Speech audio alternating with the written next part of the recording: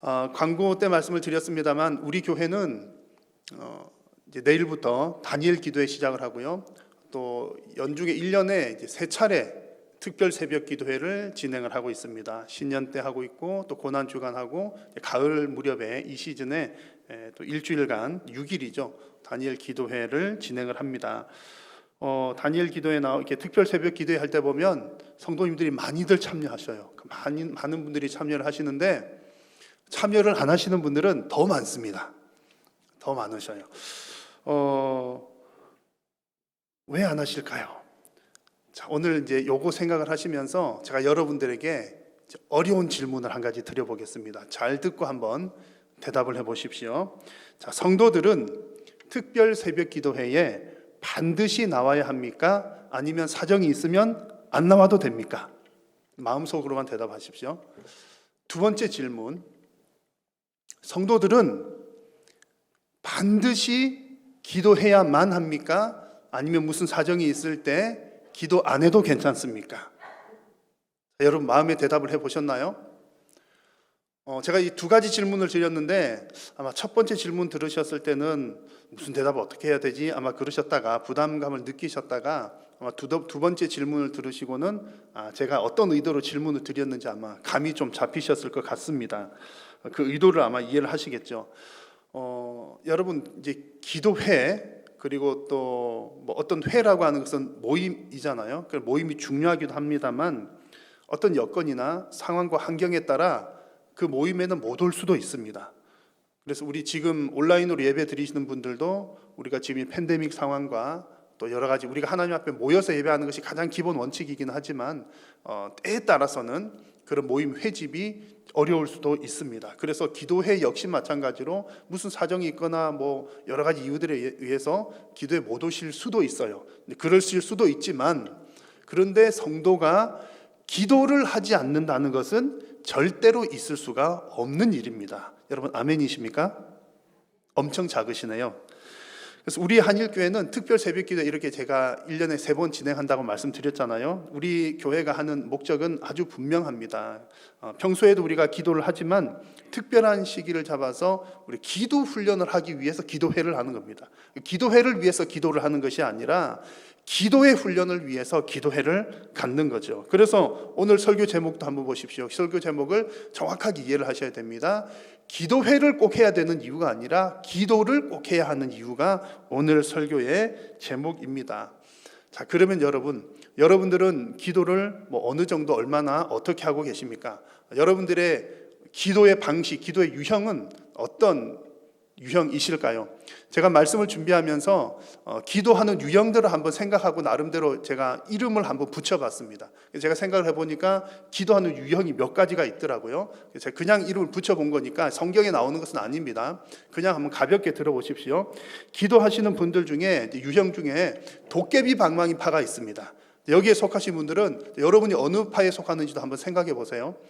도깨비 방망이 파는 기도를 엄청 열심히 합니다. 열심히 하는데 주로 기도의 내용이 뭐냐면 하나님 이것도 주세요, 저것도 주세요, 뭣도 주세요, 뭐 달라고 하는 간구하는 기도가 많은 유형들이 있습니다. 그 도깨비 방망이처럼 뚝딱 하나님 이거 주십시오, 뭐 그렇게 이제 그런 유형들이 있고요.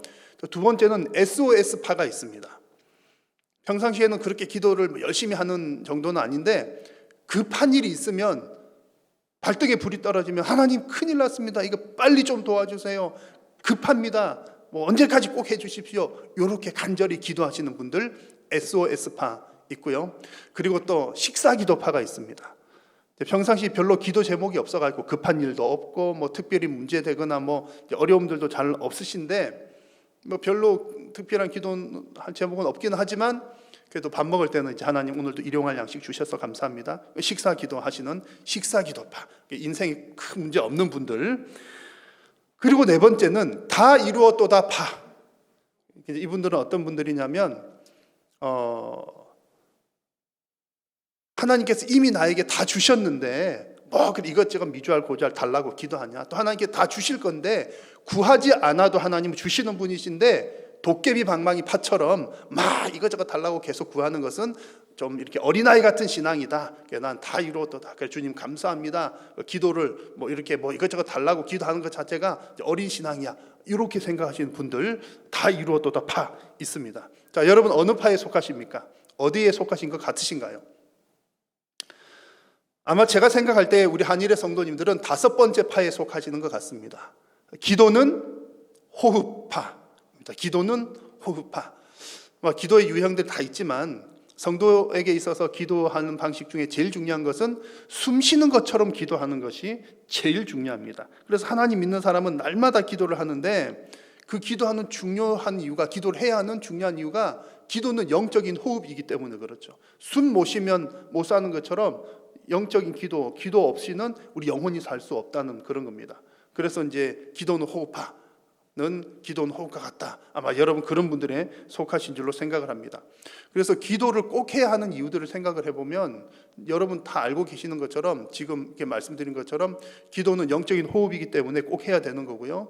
또 기도는 하나님의 은혜를 받는 은혜의 통로입니다. 그래서 기도는 꼭 해야 되고, 또 기도는 하나님과 관계를 맺어 나가는 중요한 줄끈이 되는 거예요.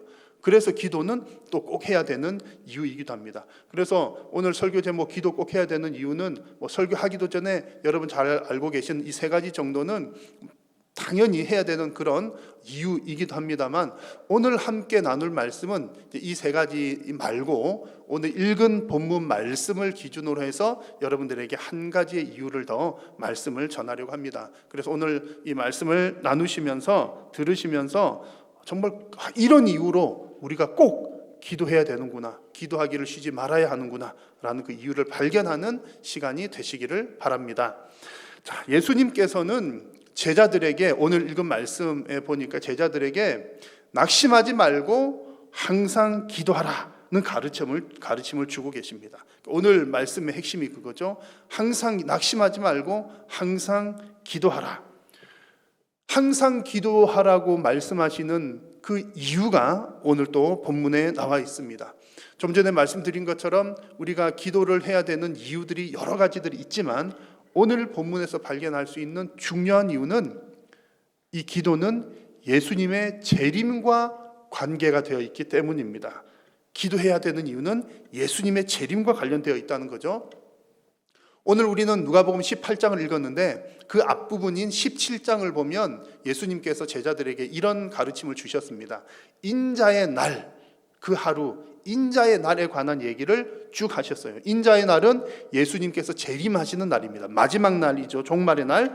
그 날을 쭉 이야기를 하시다가 오늘 우리가 18장 읽었잖아요. 그래서 1절에서 예수님께서 그들에게 항상 기도하라 말씀하시는데, 이 그들이 바로 앞에서 지금 예수님의 마지막 날을 쭉 듣고 있던 그들에게 기도하라는 말씀을 하시는 겁니다. 여러분 흐름이 이해가 되시죠? 그냥 뜬금없이 항상 기도해야 돼 이런 말씀하신 게 아니라 마지막 날은 이렇다, 인자의 날이 이러다 얘기하시다가 항상 기도하라 그렇게 말씀하신 후에 오늘 본문의 마지막 부분에도 뭐라고 말씀하십니까?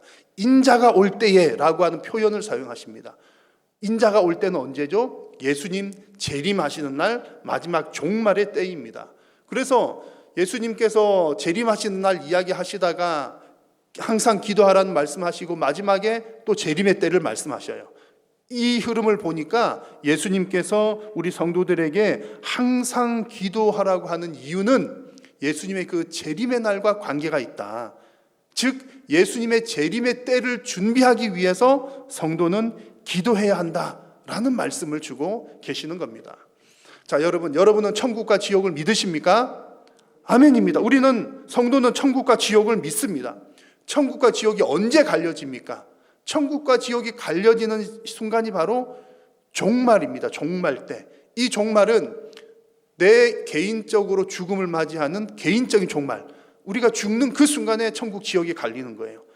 그리고 오늘 예수님께서 말씀하고 계시는 예수님의 재림의 때, 마지막 날, 그때 우주적인 종말이라고 그러죠. 그 우주적인 종말이 오면 천국과 지옥이 또 확연하게 갈립니다. 그 갈리는 날이 바로 종말의 날이라는 거죠. 그러니 성도는 항상 내가 천국과 지옥을 믿는다면 항상 이 마지막 날을 생각하면서 준비하면서 살아야 한다는 겁니다. 여러분 마지막 날을 어떻게 준비를 합니까? 어떤 사람 잘못 알고 있는 사람들은 예수님의 재림을 이렇게 준비를 하는 거죠. 예수님이 언제 오실지 모르니까, 혹은 보통 그런 사람들은 뭐 몇 년도 몇 월 몇 시에 온다 이렇게 잘못 알고 있죠. 예수님이 곧 재림하시니까 이 땅의 것은 다 필요 없어. 곧 지구가 종말할 건데 뭐가 필요 있어. 그러면서 그냥 뭐 산속으로 들어가고 모여서 살고 이 땅의 것을 다 버리고 가정도 버리고 직장도 버리고 그렇게 사는 사람들이 더러더러 있었고 지금도 그런 사람들이 있습니다. 그러나 성경적으로 보면 잘못된 일이지요. 오늘 말씀에서도 보면 예수님의 재림은 그렇게 준비하는 것이 아닙니다. 우리가 예수님의 재림을 준비한다는 것은 항상 깨어서 기도함으로 예수님의 재림을 준비하는 것이죠. 그래서 우리가 예수님의 재림을 믿는다면 그 재림 때에 어떤 일이 일어나는지를 분명하게 알아야 합니다. 그래서 오늘 읽은 말씀에 예수님께서 제자들에게 이제 그런 가르침을 주셨어요. 재림 때에 어떤 일이 일어나느냐, 17장 34절에 보니까 똑같이 두 사람이 한 침대에서 한 이불에서 잠을 자고 있다가도 한 사람은 들림을 받을 것이요 또 한 사람은 버림을 당할 거다. 이런 일들이 일어난다는 거죠. 같이 있다가. 그리고 또 이어지는 말씀에 보면 같은 자리에서 일을 하다가도 한 사람은 데려감을 당하기도 하지만 또 한 사람은 그냥 버려둠을 당하는 일도 생겨난다. 마지막 날에 여러분 어떤 사람이 어떤 기준으로 이런 일들이 일어납니까? 물론 가장 기본적인 것은 하나님을 믿는 믿음, 삼위 하나님을 믿는 믿음이지만 특별히 구체적으로 말하면 재림에 대한 믿음이 없이 재림을 준비하지 않은 사람들이 버려둠을 당하는 겁니다. 여러분 우리가 재림을 준비합시다. 예수님 마지막 날 준비합시다. 그러면 너무나 먼 이야기처럼 들리기도 합니다. 왜냐하면 지금 당장에 오늘 일만 해도 지금 먹고 살 일이 빠듯하죠. 내일 일만 걱정해도 걱정거리 가득하지요. 그런데 언제 오실지도 모르는 그 예수님의 재림의 때를 준비합시다. 그러면 대단히 부담스럽기도 합니다. 아니 언제 올지도 모르고 1년 후가 될지 10년 후가 될지 아니면 이 성경이 기록된 대로 이야기해보자면 벌써 2000년이나 지났는데 언제 올지도 모르는 그것을 우리가 준비한다는 것은 좀 부담스러울지도 모르겠습니다. 그러나 여러분 마지막에 승리해야 진짜 승리자입니다. 그래서 성도는 반드시 이 마지막 날을 준비해야 합니다. 하나님을 믿기는 믿지만 그냥 하나님을 알고 지내는 정도로 살아서는 안 된다는 얘기입니다. 날마다 기도함으로 하나님과 친밀한 관계를 유지해야 합니다. 그리고 날마다 기도하면서 예수님께서 언제 다시 오실지를 생각하며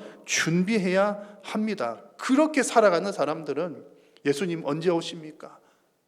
어서 오시옵소서. 그렇게 기도하며 살아가는 사람들은 오늘 살다가 내일 죽어도 오늘 살다가 오늘 죽어도 두려움이 없는 줄로 믿습니다. 전혀 거리낌이 없는 것이지요. 그래서 여러분 우리가 기도한다는 것은 단지 내가 뭐 필요할 때 하나님 이것도 주시고 저것도 주십시오.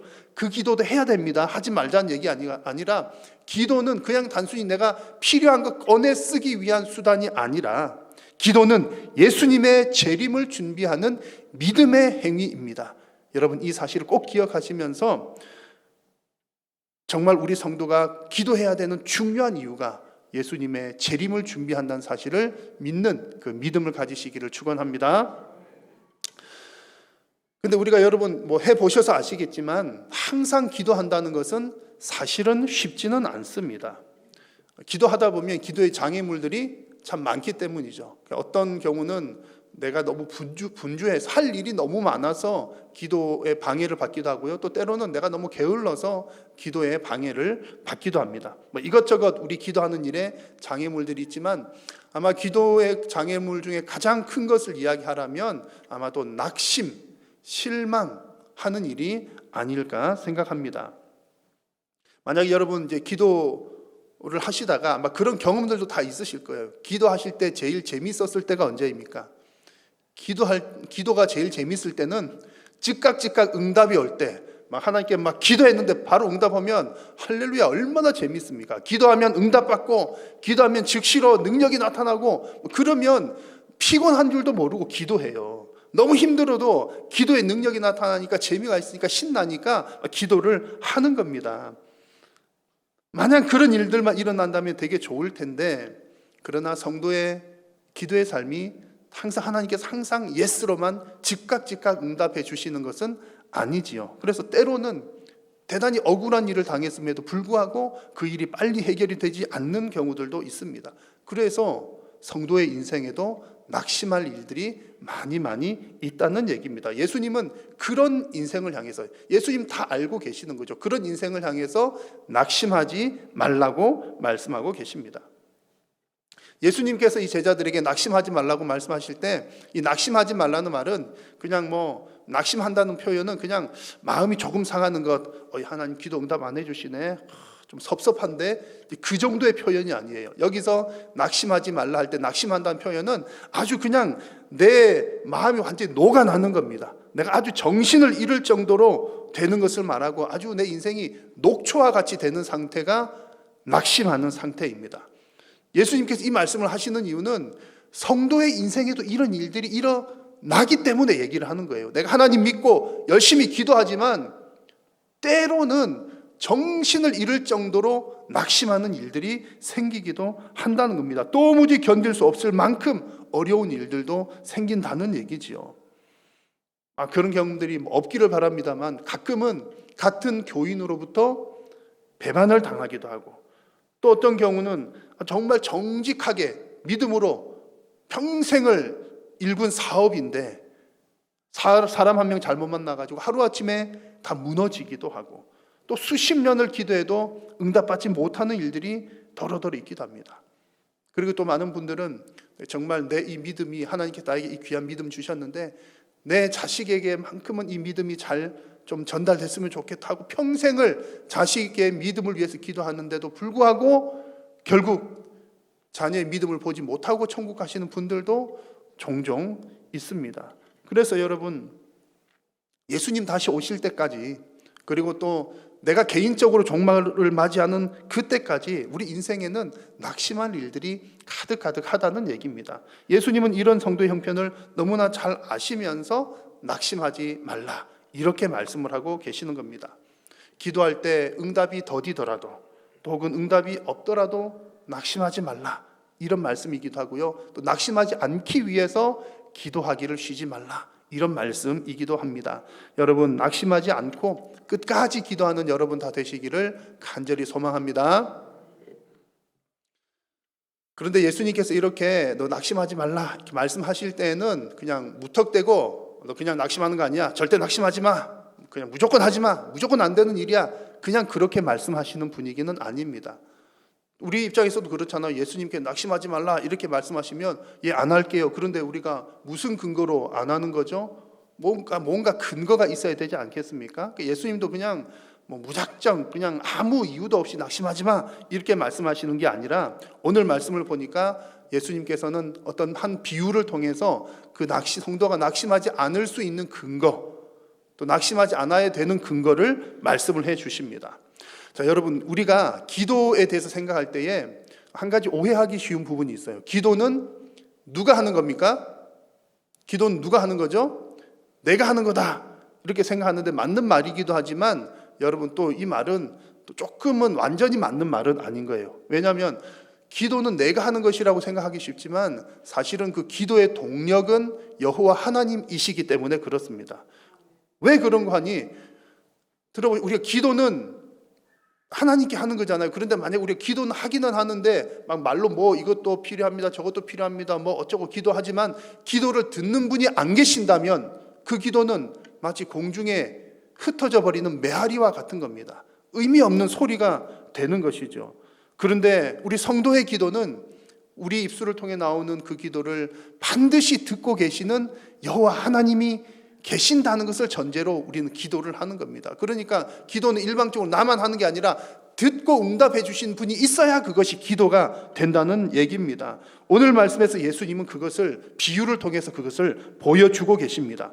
과부와 재판장 비유를 말씀을 하시는데요, 이 비유를 통해서 하나님께서 우리의 기도를 들으시는 정의로운 재판장이시다라고 하는 것을 보여주고 계십니다. 자, 이 비유를 간략하게 설명을 드립니다. 한 과부가 재판장을 찾아갑니다. 재판장을 찾아가서 내 원한을 좀 풀어주십시오, 이렇게 간청을 합니다. 여기서 원한을 풀어달라는 말은 내가 억울한 일을 당했으니 정식으로 재판을 바르게 해 주십시오, 이런 뜻입니다. 재판해 달라고 하는 겁니다. 지금 재판장을 찾아갔잖아요. 재판해 달라는 그런 내용입니다. 그래서 영어 번역 성경에서는 정의를 베풀어 주십시오 이렇게 지금 번역을 했습니다. 그래서 지금 원한 풀어 달라는 말은, 이 말이 초점이 어디에 있냐면 어느 여자가 자기 한이 맺혀서 내 한 좀 풀어주시오, 한 풀이를 요구하는 데 초점이 있는 것이 아니라 정당한 재판, 공의의 재판을 한다는데 지금 초점이 맞추어져 있습니다. 자, 그런데 이 재판관은 어떤 사람이었냐면 그렇게 공의로운 사람이 아닌 거예요. 정의로운 사람이 아니었습니다. 불의한 재판장이었습니다. 당시에는 이런 사람들이 많았다고 합니다. 그 재판을 하는데, 판결을 내리는데 누가 뇌물을 갖다 주면 뇌물 받고 그 사람 유리하게 판단을 하는 거예요. 근데 오늘 이 과부처럼, 과부 아이들은 가난하고 약자잖아요. 이 약자들은 돈도 없습니다. 갖다 줄 것도 없습니다. 그러니까 이 사람들은 억울한 일을 당해도 제대로 재판도 받지 못하는 그런 상황이었던 겁니다. 오늘 성경에 등장하는 재판장이 뇌물이나 받고 구분 재판을 하는 그런 사람이었습니다. 자, 그런데 예수님께서 이제 비유로 말씀하시기를, 이렇게 불의한 재판장이라도 과부가 지속적으로 이렇게 요청을 하니까 그래 알았어 내가 그럼 재판을 제대로 한번 해줄게 라고 이야기를 한다는 겁니다. 물론 그 이유는 이 재판장이 뭐 마음을 고쳐먹어서 그런 것이 아니라 과부가 너무 귀찮게 하니까 귀찮아서 그렇게 해준다는 거죠. 이것이 지금 예수님의 비유입니다. 자, 여러분, 이 비유에 있어서 핵심이 무엇입니까? 하나님 귀찮게 하자는 것인가요? 물론 우리가 하나님께 강청하는 기도를 해야 합니다만, 오늘 이 말씀의 핵심은 하나님 귀찮게 하자, 그것이 핵심이 아니라 그 재판을 들으시는 하나님은 재판을 듣고 계시는 분이다. 하나님은 재판을 공정하게 하시는 분이다 라는 것을 강조를 하고 있습니다. 이어지는 말씀 7절을 보십시오. 한번 같이 읽겠습니다. 하물며 하나님께서 그 밤낮 부르짖는 택하신 자들의 원한을 풀어주지 아니하시겠느냐? 그들에게 오래 참으시겠느냐? 아멘. 불의한 재판장이라도 내가 귀찮아서라도 그래 내가 재판 바르게 해줄게 이렇게 하는데, 하물며 정직하고 바르고 올바른 재판장이신 하나님께서 하나님의 백성들이 억울합니다, 하나님 이런 일이 있습니다 라고 요청했을 때 그 재판을 듣지 않으시겠느냐라는 말씀입니다. 여러분, 하나님은 억울한 자들의 마음을 풀어주시는, 정확하게 풀어주시는 정의로운 재판장이십니다. 여러분, 이런 믿음이 여러분에게 있기를 소망합니다. 그래서 잠언에서는 이런 말씀을 했어요. 너는 악을 갚겠다 말하지 말고 여호와를 기다리라. 그가 너를 구원하시리라. 이게 무슨 말이냐면은 억울함을 스스로 해결하려고 하지 말고 하나님께 맡기라, 그런 뜻입니다. 하나님께서 그 문제를 해결해 주실 것이다, 그렇게 말씀을 하시는 거예요. 이게 왜 중요하냐면 내가 해결하려고 하고 내가 판단을 하려고 하는 것은 결국 누구를 믿는 겁니까? 나를 믿는 겁니다. 여러분, 가장 큰 우상은 나일 수 있습니다. 하나님 믿는 성도는 나를 믿는 사람이 아니라 하나님을 믿는 사람입니다. 그래서 우리가 믿을 것은 내가 할 거야, 내가 해결해야지가 아니라 우리의 의로운 재판장이신 하나님께 맡기고 하나님께서 해결해 주시기를 기다리는 것이 성도의 모습입니다. 우리에게 이런 믿음이 있어야 마지막 날에 하나님께서 심판하실 때도 하나님께서는 정의로운 심판을 하시는 분이십니다라고 믿을 수 있는 거죠. 지금 내 인생을 하나님께서 해결해 주실 거야라는 믿음이 없이 어떻게 온 우주를 하나님께서 바르게 재판하신다는 믿음이 생기겠습니까? 그러므로 여러분, 저와 여러분들에게는 의로우신 재판장, 그 하나님에 대한 믿음이 있으시기를 간절히 축원합니다. 이렇게 예수님께서 말씀을 하시다가 오늘 본문 마지막 부분에서 아주 좀 이해하기 어려운 말씀을 우리에게 주셨습니다. 한번 말씀을 같이 한번 읽겠습니다. 내가 너희에게 이르노니 속히 그 원한을 풀어주시리라. 그러나 인자가 올 때에 세상에서 믿음을 보겠느냐 하시니라. 아멘. 하나님은 분명히 듣고 재판을 해주시는 분인데 예수님 말씀하시기를, 그런데 마지막 날에 이 세상에서 믿음을 보겠느냐, 이런 말씀을 하십니다. 좀 이해하기 어려운 내용이기도 한데, 여기서 말씀하시는 믿음을 보겠느냐라고 할 때 이 믿음은 예수님 하나님 믿는 믿음을 말한다기보다는 지금 쭉 말씀을 하셨던 거 있죠? 하나님은 의로우신 재판장이시다라고 하는 사실을 믿는 믿음, 이 마지막 날에는 없을 거다 혹은 드물 것이다. 그런 말씀을 하시는 겁니다. 예수님이 오실 때는 그런 믿음으로 여전히 인내하며 기도하는 자를 찾아보기가 힘들 것이다 라는 말씀을 우리에게 주시는 겁니다. 그만큼 어려운 일이라는 것을 우리에게 말씀을 하고 계시는 거죠. 여러분 충분히 공감이 되지 않습니까? 우리 좀 전에 하나님은 의로운 재판장이십니다. 입술로 고백하고 우리가 믿습니다. 말은 했지만 하나님을 믿고 이제 기도하는데 응답을 빨리 안 해주시는 경우가 있어요. 오랜 기간 10년, 20년 혹은 평생을 기다리면서 기도했는데 응답이 안 와요. 그러면 우리 마음이 어떻게 되겠습니까? 아무래도 연약한지라 우리의 마음은, 우리의 믿음은 흔들리기가 쉽고 약해지기가 쉽습니다. 그런데 더 중요한 문제가 있다는 거죠. 이런 우리의 환경적인 문제도 어렵지만 환경의 문제가 해결되지 않는 것은 더 어려운 문제고요. 더 심각하고 더 큰 문제는 그런 상황에서 기도하기를 멈추는 것은 더 큰 문제고 더 큰 어려움입니다. 왜냐하면 낙심할 만한 상황도 문제지만 기도하지 않는 것 그것 자체는 그 낙심할 만한 상황을 해결할 수 있는 실마리를 아주 없애버리는 것이기 때문에 그렇습니다. 그나마 한 줄기 희망빛이 오직 그 기도에 있었는데 기도하지 않는다면 해결될 가능성도 없어진다는 얘기죠. 그래서 오늘 예수님께서 제자들에게 이 말씀을 주시는 겁니다. 낙심할 만한 일들이 많지만 성부 하나님께서 정의로운 재판을 해 주실 것이라는 사실을 믿고 끝까지 항상 기도하라. 이것이 오늘 주님께서 제자들에게 또 저와 여러분들에게 주시는 말씀입니다. 여러분 우리가 기도하기를 멈춘다는 것은 하나님 뭐 필요해요? 이것 주세요, 저것 주세요.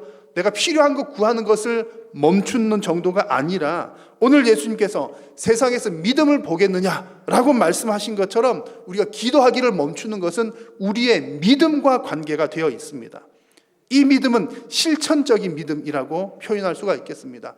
하나님께서 살아계신 것을 믿고 삼위 하나님을 믿는 그 믿음을 우리 내면적인 믿음이라고 한다면 그것을 믿고 우리가 기도도 하고 그렇게 살아가는 것은 실천적인 믿음이라고 하는 거죠. 그런데 내가 하나님 믿습니다라고 말은 하지만 하나님께 기도하지 않는다면 이런 실천적인 믿음이 없다는 얘기고요. 그리고 마지막 날이 다가올수록 이런 믿음 찾아보기가 더 어려워진다고 예수님께서 말씀을 하셨습니다.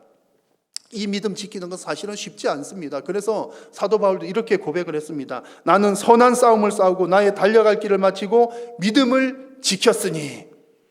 바울이 자신의 삶을 돌아보면 그 믿음을 지키는 것 자체가 대단히 큰 영적인 싸움이었다. 그런 고백을 하고 있는 겁니다. 여러분 믿음 지키는 것 쉽지 않습니다. 큰 영적인 싸움입니다. 그러나 결국 이겨야 할 싸움입니다. 어떻게 우리가 이 싸움을 이길 수 있습니까? 나의 힘과 능력으로요? 나는 그럴 힘이 없죠. 그래서 믿음이 필요한데 무슨 믿음이냐면 결국에는 하나님께서 보상해 주실 것이라는 믿음입니다.